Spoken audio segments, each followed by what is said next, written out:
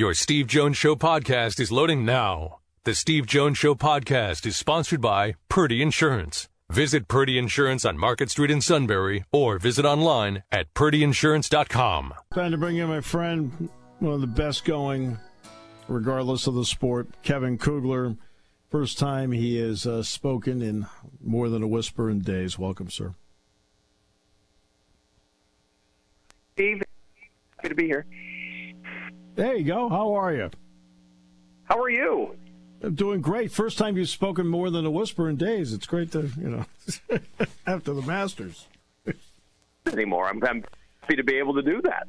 Yeah, it's great. As you watching it play out yesterday, obviously Rahm was terrific and Koepka really struggled for almost the entirety of the nearly 30 holes they played yesterday.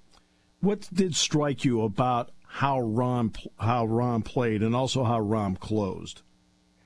You know what? I was very impressed with his demeanor. Steady. I think you've got to play that much golf, and I don't want to make it sound like he's working in a coal mine. He played extra golf yesterday, but when you have to play that much golf, you have to be able to steadily ride out some of the shots that aren't going to go exactly where you want them to go. And I really thought that was the most impressive thing that we saw from Jon Rahm yesterday. I didn't see much emotion from him. He was just steady Eddie all the way through what he had to do. Go through. Look, they got back on the course yesterday.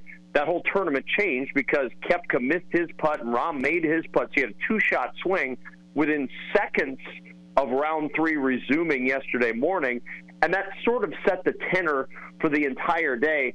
And Brooks Koepka didn't have his A game or his B game, may not have had his C game yesterday. I mean, he just did not have the kind of game you need to have to be able to win a major, and he knew that, and you could tell there was some frustration with him. There just wasn't any level of anything but a calm demeanor with Jon Rahm, and that was what impressed me. There have been times early in his career, especially, where there have been some mercurial moments with him. I just didn't see it from him in this event at all. He just was floating right along. He established his game. And, I mean, look, this whole thing could have fallen apart. After you 4-putt the very first hole of your weekend, that sets a really bad tone.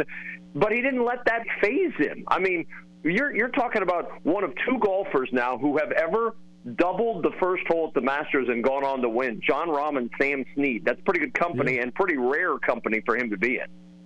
Exactly right, because you end up with a number, and just think now you end up playing the next 71 holes, and what he ended up playing the last 71 at 14 under par. I mean, that's about what he did, and he has had blow-ups before. I mean, no question about that. I don't think it'll figure into. It's only been 11 months for LIV, but are you wondering 2 years from now, if this keeps going, and the LIV Tour, they're always playing 54 holes, what a 72-hole test is going to be for some of these guys once they get used to just playing 54 all the time? Did you think that factor in? He said not yet, but he did say, we've got to figure this out. For the business of golf, for the good of the game, we've got to figure this whole LIV PGA situation out right now, because you want events like this, and it's a shame that it's only the majors now where the best in the world are going to get together and play. And, I mean, 3 of the 5 top finishers at the Masters are LIV Tour players. You see, so it's not just it's some pretty impressive names at the top of that leaderboard yesterday that you're not going to see on the PGA Tour, and I think that's a shame. I hate that for the game. We've got to figure that out, but I don't disagree with the assertion that in 2 to 3 years, maybe that makes a difference. Maybe all of a sudden, from a strategic standpoint, your strategy is very different playing a 54-hole event than it is a 72-hole event. Not that you can't change your strategy, but if you're not used to thinking in those terms, it may be something that factors in. And it doesn't take much. It doesn't have to be the overriding factor. It can be a small factor that creates a big turn of events in some 72-hole event down the road. What did you think as Mickelson was doing what he was doing yesterday? I was impressed. I mean, I don't know how you can't be. I know Phil is probably the biggest lightning rod of any of the LIV Tour people, and for good reason. And Phil has just had a weird couple of years. A lot of the stuff he's said, for a while there, it looked like Phil was going to become the next great golf analyst, and you could tell CBS was kind of grooming him towards that. And then all of a sudden, all of this happened, and for people who enjoyed wrestling, it's like Hulk Hogan leaving the WWF and going to the NWO back in the day, and he turns heel, and everybody's wondering why Hulk Hogan is now Hollywood Hogan. Every time I see Phil Mickelson, I think it's just like Hollywood Hogan, where you've got the dark clothes, and you look so different. But he found his energy again yesterday. He looked like a beaten man. A lot of the times I see him, and he just looks beaten down by life and by all of the circumstances. You could hear it in his voice talking about it yesterday after the event. He just seemed energized by the situation that he's now in, and I was happy for that because that regardless of what you think about Phil Mickelson and the situation that he's put himself in, the game of golf is better when the greats are still able to compete with the younger guys. It's the only sport where a 52-year-old and a 22-year-old can be on an absolutely even footing when they go out and play in the biggest events. And I love that for golf, and I hope it can continue because it's better when Phil Mickelson's good. Whether you like him or hate him, it gives you somebody to be interested in it. I think that's great. Yeah. And speaking of the 22-year-old, that's Sam Bennett may be 23 now. I don't know because he's in his fifth year at Texas A&M. But to see an amateur compete on that level, toe-to-toe at times with these guys, what impressed you about him? What impressed me about him was after the 36-hole cut, and he makes the cut. Comments afterwards were, well, everybody was telling me that they hoped I could be low amateur. He goes, now I'm in a position where I've got a tournament to go win. So he was cocky. Yeah. I love the idea that this kid who's striding onto the big stage for the first time in his life is like, well, you know what? Maybe I'll just go win the Masters. Okay, why don't you just go win the Masters, youngster? I mean, and obviously it wasn't that easy, but I thought he acquitted himself really, really well the entire weekend. And I wasn't put off by the cockiness. In fact, I think when you're an individual in an individual sport, you've got to believe in yourself. You've got to believe, you know what, I've won tournaments before. Why can't I win a green jacket? Why can't I win the Masters? I've won other tournaments. I could win this tournament too. I love that attitude. His game is going to grow so much from the experiences that he had over the last 4 days. And it's not the last time we'll see Sam Bennett doing something impressive in a golf tournament, playing against some big-time participants. That was really impressive yesterday and really all weekend long. Fuzzy Zeller's first pro win was the Masters, as a matter of fact, so it's not like it's not out of the realm. And the great story about, it's anytime you hear about anybody who's, has dealing with somebody with Alzheimer's, and his father, one of the last things he told him where he was really coherent, and they wrote it down for him, and this is Sam Bennett's father, don't wait to do something. And then he signed it. Pops. Well, he didn't wait to do something. He went out and did it this weekend, to his credit.